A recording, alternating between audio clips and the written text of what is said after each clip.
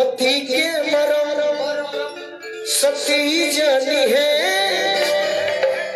सतभतरी में हरिया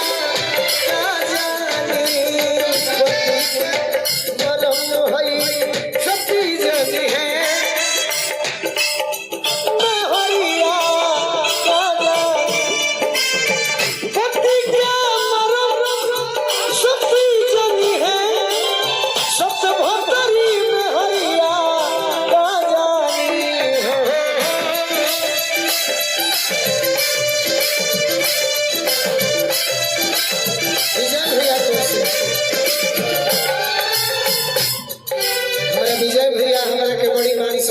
आज आशीष भैया के चलते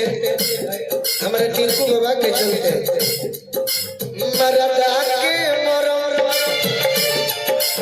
मरदा के मरदा जनी है हाय कौका जड़वा मरदा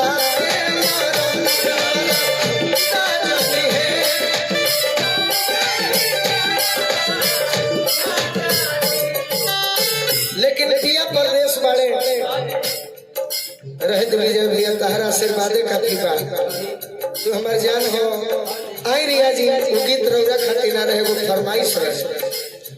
पिया परदेश वाले अपना सखी से कह तरीके सखी राहुल भैया के आदेश के पूरा करवे है गीत के बाद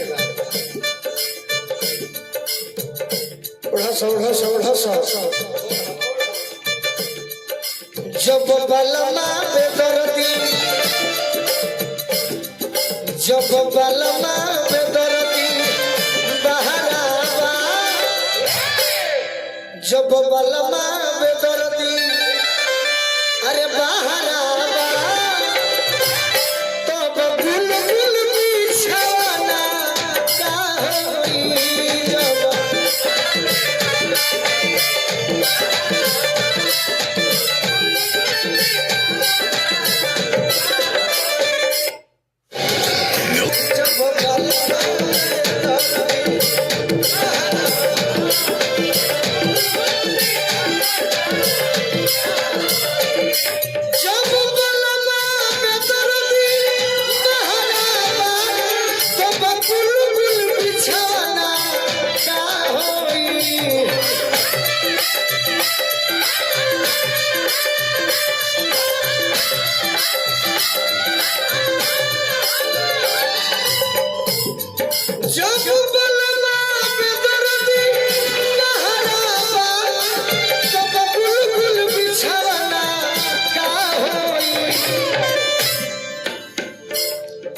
जब बहरे उड़ब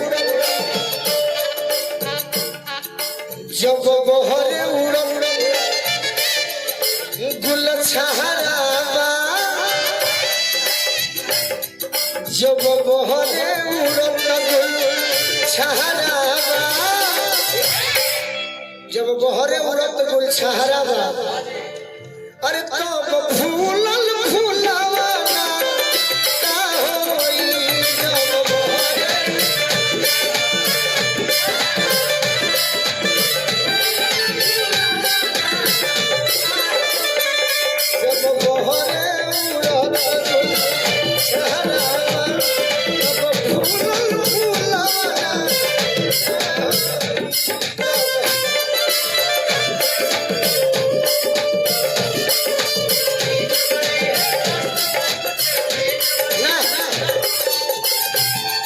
स्वीकार नहीं है स्वीकार नहीं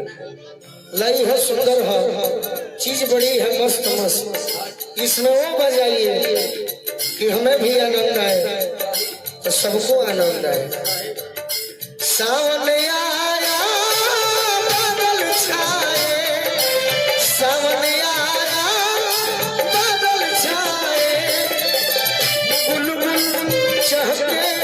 फूल खिले